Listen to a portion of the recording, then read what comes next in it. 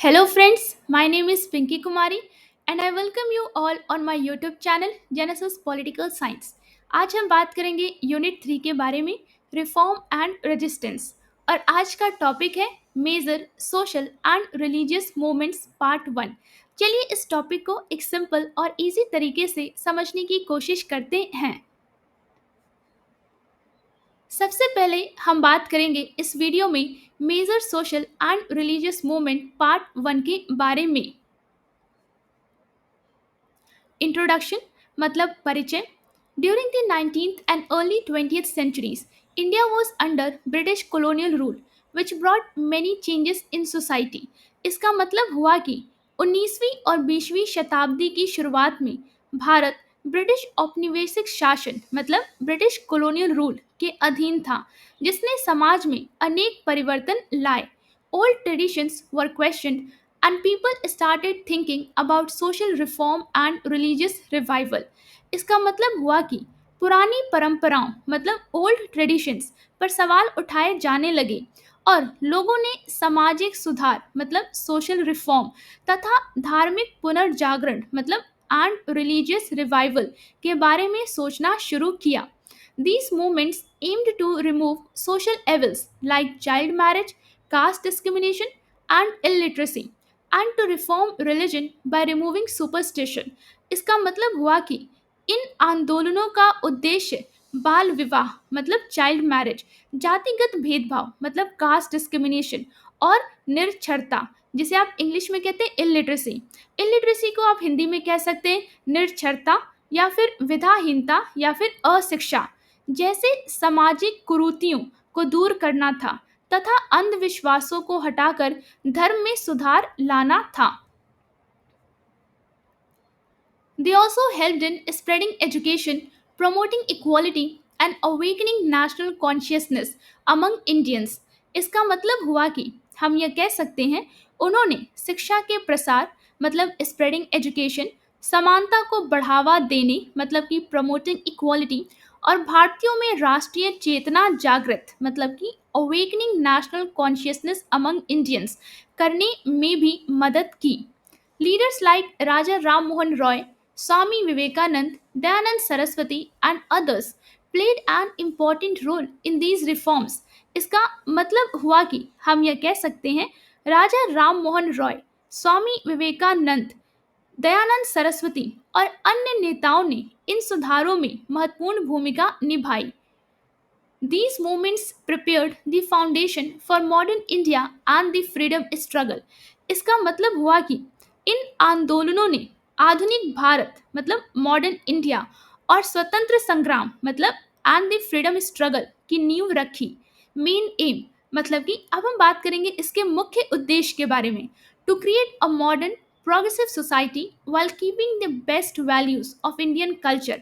हम यह कह सकते हैं कि एक आधुनिक और प्रगतिशील समाज का निर्माण करना जबकि भारतीय संस्कृति के श्रेष्ठ मूल्यों को बनाए रखना। अब हम बात करेंगे defining and understanding social and religious movements के बारे में। इसका मतलब हुआ कि सामाजिक और धार्मिक आंदोलनों की परिभाषा और समझ को के बारे में बात करते हैं। Social and religious movements were efforts made by people in the 19th and 20th centuries to improve society and religion. हम कह सकते हैं कि सामाजिक और धार्मिक आंदोलन 19वीं और 20वीं शताब्दी में लोगों द्वारा समाज और धर्म को सुधारने के लिए किए गए प्रयास थे। First social movements. इसका मतलब हुआ कि सबसे पहले हम बात करेंगे सामाजिक आंदोलनों के बारे में। Work to remove child marriage, caste system and give education to women. हम कह सकते हैं कि सामाजिक आंदोलनों ने बाल विवाह और जाति प्रथा को हटाने तथा महिलाओं को शिक्षा देने का काम किया। एग्जाम्पल मतलब उदाहरण ब्रह्मो समाज बाय राजा राम मोहन रॉय मतलब कि राजा राम मोहन रॉय द्वारा स्थापित ब्रह्मो समाज। अब हम बात करेंगे second that is religious movements. हम बात कर रहे हैं धार्मिक आंदोलनों के बारे में। Try to end superstitions and bring back the true meaning of religion. हम यह कह सकते हैं कि धार्मिक आंदोलनों ने अंधविश्वासों को समाप्त करने और धर्म के सच्चे अर्थ को वापस लाने की कोशिश की। एग्जाम्पल मतलब उदाहरण, Arya Samaj bye Swami Dayanand Saraswati, Ramakrishna mission bye Swami Vivekananda. इसका मतलब हुआ कि स्वामी दयानंद सरस्वती द्वारा आर्य समाज, स्वामी विवेकानंद द्वारा Ramakrishna Mission. These movements helped people think logically, adopt modern ideas, and also keep good traditions alive. इसका मतलब हुआ कि इन आंदोलनों ने लोगों को तार्किक रूप से सोचने, हम कह सकते हैं कि it help people to think logically, आधुनिक विचार अपनाने मतलब कि अडॉप्ट मॉडर्न आइडियाज और अच्छी परंपराओं को जीवित रखने में मदद की। They created awareness and prepared Indians for national unity and independence. मतलब कि उन्होंने जागरूकता पैदा की और भारतीयों को राष्ट्रीय एकता मतलब नेशनल यूनिटी और स्वतंत्रता के लिए तैयार किया। अब हम बात करेंगे conditions in the 18th and 19th centuries for the rise of social and religious reform movements. इसका मतलब हुआ कि 18वीं और 19वीं शताब्दी में सामाजिक और धार्मिक सुधार आंदोलनों के उदय की परिस्थितियों के बारे में जानते हैं। During the 18th and 19th centuries, Indian society faced many problems that created the need for social and religious reform movements. इसका मतलब हुआ कि 18वीं और 19वीं शताब्दी में भारतीय समाज को अनेक समस्याओं का सामना करना पड़ा, जिससे सामाजिक और धार्मिक सुधार आंदोलनों की आवश्यकता पैदा हुई। There were several social evils like child marriage, the practice of sati, caste discrimination and untouchability. हम कह सकते हैं कि समाज में कई कुरीतियां थीं, जैसे बाल विवाह मतलब चाइल्ड मैरिज, सती प्रथा मतलब द प्रैक्टिस ऑफ सती, जातिगत भेदभाव मतलब कि कास्ट डिस्क्रिमिनेशन और अनटचेबिलिटी को आप हिंदी में कह सकते हैं अस्पृश्यता या फिर आप कह सकते हैं छुआछूत। Women were denied education and had very few rights. हम कह सकते हैं कि महिलाओं को शिक्षा से वंचित रखा गया और उनके अधिकार भी बहुत सीमित थे। In religion, there was blind faith, superstitions and unnecessary rituals which made society backward. इसका मतलब हुआ कि धर्म में अंधविश्वास, अंधश्रद्धा और अनावश्यक, हम कह सकते हैं अनावश्यक रीतियां या फिर अनावश्यक रीति रिवाज थे, जिनकी वजह से समाज पिछड़ा हुआ था। अब हम बात करेंगे नेक्स्ट स्लाइड के बारे में। At the same time British rule introduce modern education and new ideas such as liberty, equality and rational thinking. इसका मतलब हुआ कि उसी समय ब्रिटिश शासन ने आधुनिक शिक्षा और स्वतंत्रता, समानता तथा तार्किक सोच जैसे नए विचारों की शुरुआत की। These ideas inspired educated Indians to question old customs and work for change. इसका मतलब हुआ कि इन विचारों ने शिक्षित भारतीयों को पुराने रीति रिवाजों पर सवाल उठाने और बदलाव के लिए काम करने के लिए प्रेरित किया। फॉर एग्जाम्पल मतलब कि उदाहरण के लिए राजा Ram Mohan Roy started the Brahmo Samaj to fight against the practice of sati and to promote women's education and logical thinking. इसका मतलब हुआ कि हम कह सकते हैं राजा राम मोहन रॉय ने सती प्रथा का विरोध करने और महिलाओं की शिक्षा तथा तार्किक सोच को बढ़ावा देने के लिए ब्रह्मो समाज की स्थापना की। All these conditions together set the stage for the rise of social and religious reform movements in India. हम ये कह सकते हैं कि इन सभी परिस्थितियों ने मिलकर भारत में सामाजिक और धार्मिक सुधार आंदोलनों के उदय के लिए मंच तैयार किया। अब हम बात करेंगे ब्रह्मो समाज, a social and religious reform movement के बारे में। मतलब कि ब्रह्मो समाज एक सामाजिक और धार्मिक सुधार आंदोलन के बारे में। फर्स्ट, व्हाट वाज इट मतलब कि यह क्या था। ब्रह्मो समाज was a social and religious reform movement that aimed to remove social evils and purify religion by promoting simple and rational ideas. हम कह सकते हैं कि ब्रह्मो समाज एक सामाजिक और धार्मिक सुधार आंदोलन था जिसका उद्देश्य सामाजिक बुराइयों को दूर करना और धर्म को सरल तथा तार्किक विचारों को बढ़ावा देकर शुद्ध करना था। Second, who founded and when, मतलब अब हम बात करेंगे इसे किसने और कब स्थापित किया। It was founded bye Raja Ram Mohan Roy in 1828 in Calcutta, that is Kolkata. हम कह सकते हैं कि इसे राजा राम मोहन रॉय ने 1828 में कलकत्ता यानी कोलकाता में स्थापित किया था। थर्ड, इसके हम मेन ऑब्जेक्टिव्स या फिर एम के बारे में जानते हैं, मतलब कि मुख्य उद्देश्य या फिर लक्ष्य। The main aim was to end practices like sati, child marriage, caste discrimination, and promote women education, widow remarriage, and equality. इसका मतलब हुआ कि मुख्य उद्देश्य सती प्रथा, बाल विवाह, जातिगत भेदभाव जैसी कुरीतियों को समाप्त करना और महिलाओं की शिक्षा, विधवा पुनर्विवाह तथा समानता को बढ़ावा देना था। It also worked to remove ideal worship and superstitions for Hinduism. हम कह सकते हैं कि इसने हिंदू धर्म में मूर्ति पूजा और अंधविश्वास को दूर करने के लिए भी काम किया। Fourth, that is focused slash activities. अब हम बात करेंगे इसके मुख्य ध्यान के बारे में या फिर इसकी गतिविधियों के बारे में। The Brahmo Samaj opposed sati, supported widow remarriage, promoted female education and encouraged prayers without ideals or rituals. इसका मतलब हुआ कि ब्रह्मो समाज ने सती प्रथा का विरोध किया, विधवा पुनर्विवाह का समर्थन किया, महिला शिक्षा को बढ़ावा दिया और बिना मूर्तियों तथा हम कह सकते हैं कि बिना मूर्तियों तथा रीति रिवाजों की प्रार्थना करने को प्रोत्साहित किया। It believed in one God and simple worship, मतलब कि यह एक ईश्वर और सरल उपासना में विश्वास करता था। Fifth, areas where it spread. अब हम बात करेंगे यह किन क्षेत्रों में फैला। The movement spread mainly in Bengal and later to other parts of North India. हम कह सकते हैं कि यह आंदोलन मुख्य रूप से बंगाल में फैला और बाद में उत्तर भारत के अन्य हिस्सों में भी पहुंचा। Sixth, prominent leaders. अब हम बात करेंगे इसके प्रमुख नेता के बारे में। Apart from Raja Ram Mohan Roy, leaders like Debendranath Tagore and Keshav Chandra Sen played an important role. हम कह सकते हैं कि राजा राम मोहन रॉय के अलावा देवेंद्रनाथ टैगोर और केशव चंद्र सेन जैसे नेताओं ने महत्वपूर्ण भूमिका निभाई।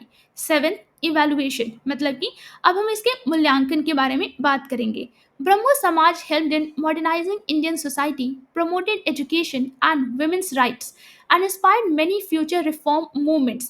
हम ये कह सकते हैं कि ब्रह्मो समाज ने भारतीय समाज को आधुनिक बनाने में मदद की, शिक्षा और महिलाओं के अधिकारों को बढ़ावा दिया और कई भविष्य के आंदोलनों को प्रेरित किया। However, its impact was limited mostly to educated urban people. हम कह सकते हैं कि हालांकि इसका प्रभाव ज्यादातर शिक्षित शहरी लोगों तक ही सीमित रहा। अब हम बात करेंगे नेक्स्ट, दैट इज प्रार्थना समाज, a social and religious reform movement. अब हम बात करेंगे प्रार्थना समाज एक सामाजिक और धार्मिक सुधार आंदोलन के बारे में। व्हाट वाज इट, मतलब कि यह क्या था। प्रार्थना समाज was a religious and social reform movement that encouraged people to worship one God and remove social evils from society. हम कह सकते हैं कि प्रार्थना समाज एक धार्मिक और सामाजिक सुधार आंदोलन था जिसने लोगों को एक ईश्वर की उपासना करने और समाज से सामाजिक बुराइयों को दूर करने के लिए प्रोत्साहित किया। अब हम बात करेंगे second, who founded and when. इसका मतलब हुआ कि इसे किसने और कब स्थापित किया। It was founded in 1867 in Bombay, that is Mumbai, by Atmaram Pandurang. हम कह सकते हैं कि इसे 1867 में बॉम्बे यानी मुंबई में आत्माराम पांडुरंग ने स्थापित किया। थर्ड, अब इसके हम मेन ऑब्जेक्टिव्स या फिर एम के बारे में जानते हैं, मतलब कि मुख्य उद्देश्य या फिर लक्ष्य की बात करते हैं। The main aim was to promote monotheism, that is belief in one God, remove caste discrimination, encourage women's education and support widow remarriage.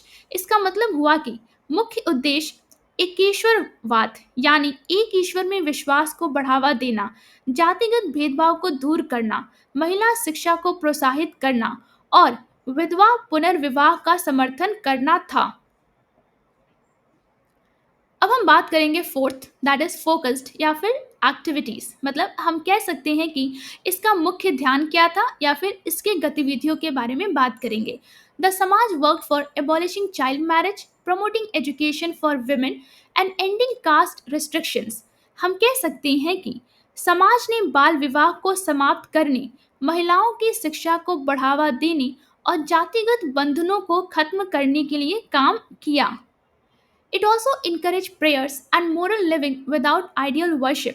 हम कह सकते हैं कि इसने मूर्ति पूजा के बिना प्रार्थना और नैतिक जीवन जीने को भी प्रोत्साहित किया। Fifth, areas where it spread. अब हम बात करेंगे यह किन क्षेत्रों में फैला। It was active mainly in Maharashtra and Western India. इसका मतलब हुआ कि यह मुख्य रूप से महाराष्ट्र और पश्चिम भारत में सक्रिय था। Sixth, prominent leaders. अब हम बात करेंगे प्रमुख नेता के बारे में। Important leaders were M.G. Ranade, R.G. Bhandarkar and Atmaram Pandurang. हम कह सकते हैं कि महत्वपूर्ण नेता इसमें आते हैं M.G. रानडे, R.G. भंडारकर और आत्माराम पांडुरंग थे। Seven, evaluation. अब हम इसके मूल्यांकन की बात करते हैं। प्रार्थना समाज played a big role in social reform in Maharashtra, promoted women's rights and inspired future reform movements। हम कह सकते हैं कि प्रार्थना समाज ने महाराष्ट्र में सामाजिक सुधार में बड़ी भूमिका निभाई, महिलाओं के अधिकारों को बढ़ावा दिया और भविष्य के सुधार आंदोलनों को प्रेरित किया। However, its influence was limited mainly to educated classes in cities। हम कह सकते हैं कि हालांकि इसका प्रभाव मुख्य रूप से शहरों के शिक्षित वर्ग तक ही सीमित रहा। अब हम बात करेंगे सत्य शोधक समाज, अ सोशल रिफॉर्म मूवमेंट के बारे में। मतलब कि सत्य शोधक समाज एक सामाजिक सुधार और आंदोलन के बारे में बात करेंगे। फर्स्ट है व्हाट वाज इट, मतलब कि यह क्या था। सत्य शोधक समाज was a social reform organization that worked for the upliftment of lower caste and removal of caste discrimination in society। हम कह सकते हैं कि सत्य शोधक समाज एक सामाजिक सुधार संगठन था। मतलब कि अ सोशल रिफॉर्म ऑर्गेनाइजेशन जिसने निचली जातियों के उत्थान और समाज से जातिगत भेदभाव को समाप्त करने के लिए काम किया। Who founded and when, that is second point. अब हम बात करेंगे इसे किसने और कब स्थापित किया। It was founded by Jyotirao Phule in 1873 in Maharashtra. हम कह सकते हैं कि इसे ज्योतिराव फुले ने 1873 में महाराष्ट्र में स्थापित किया। अब हम बात करेंगे थर्ड, मेन ऑब्जेक्टिव्स या फिर एम के बारे में। मतलब कि इसके मुख्य उद्देश्य या फिर लक्ष्य के बारे में बात करेंगे। The main aim was to end caste based inequality, promote education for lower caste and women and fight against oppression by upper caste. हम कह सकते हैं कि मुख्य उद्देश्य जाति आधारित असमानता को समाप्त करना, निचली जातियों और महिलाओं की शिक्षा को बढ़ावा देना तथा ऊंची जातियों द्वारा किए जाने वाले अत्याचारों के खिलाफ संघर्ष करना था। अब हम बात करेंगे fourth point, that is focused slash activities. मतलब कि हम बात करेंगे मुख्य ध्यान क्या था इसका या फिर इसकी गतिविधियां क्या थी उसके बारे में बात करते हैं। The Samaj open school for lower caste children and girls, promoted widow remarriage and organise intercaste marriages. हम कह सकते हैं कि समाज ने निचली जातियों के बच्चों और लड़कियों के लिए स्कूल खोले, विधवा पुनर्विवाह को बढ़ावा दिया और अंतर जातीय विवाहों का आयोजन किया। It also spread awareness about social justice and equality। हम कह सकते हैं कि इसने सामाजिक न्याय और समानता के बारे में जागरूकता भी फैलाई। Fifth, areas where it spread. अब हम बात करेंगे यह किन क्षेत्रों में फैला। It was mainly active in Maharashtra and later influence movements in other parts of India. हम कह सकते हैं कि यह मुख्य रूप से महाराष्ट्र में सक्रिय था और बाद में भारत के अन्य हिस्सों के आंदोलनों को भी प्रभावित किया। Six, prominent leaders. अब हम बात करेंगे इसमें जो प्रमुख नेता आते हैं उनके बारे में। The key leaders were Jyotirao Phule and later his wife Savitri Bai Phule also played an important role. हम कह सकते हैं कि इसके मुख्य नेता ज्योतिराव फुले थे और बाद में उनकी पत्नी सावित्री बाई फुले ने भी महत्वपूर्ण भूमिका निभाई। अब हम बात करेंगे seventh point, that is evaluation के बारे में। मतलब कि इसकी मूल्यांकन के बारे में बात करेंगे। सत्य शोधक समाज was very important in challenging the caste system, empowering the oppressed and starting education for women and lower caste। हम कह सकते हैं कि सत्यशोधक समाज जाति व्यवस्था को चुनौती देने, या फिर इसके अलावा हम कह सकते हैं एम्पावरिंग द ऑप्रेस्ड, मतलब कि उत्पीड़ितों को सशक्त बनाना और महिलाओं व निचली जातियों की शिक्षा की शुरुआत करने में बहुत महत्वपूर्ण था। However, its influence was mostly limited to Maharashtra. हम कह सकते हैं कि हालांकि इसका प्रभाव ज्यादातर महाराष्ट्र तक ही सीमित रहा। उम्मीद करती हूँ जो टॉपिक आज हमने डिस्कस किया वो आपको एक सिंपल और इजी तरीके से समझ में आया होगा। अगर वीडियो अच्छा लगा हो तो लाइक और सब्सक्राइब करना ना भूलिए, शेयर जरूर करें और अपने दोस्तों को भी इस चैनल के बारे में बताइए। कमेंट्स में अपनी राय जरूर दें, बेल आइकन पे क्लिक करें ताकि अगला वीडियो मिस ना हो। मिलते हैं नेक्स्ट वीडियो में, तब तक के लिए थैंक यू।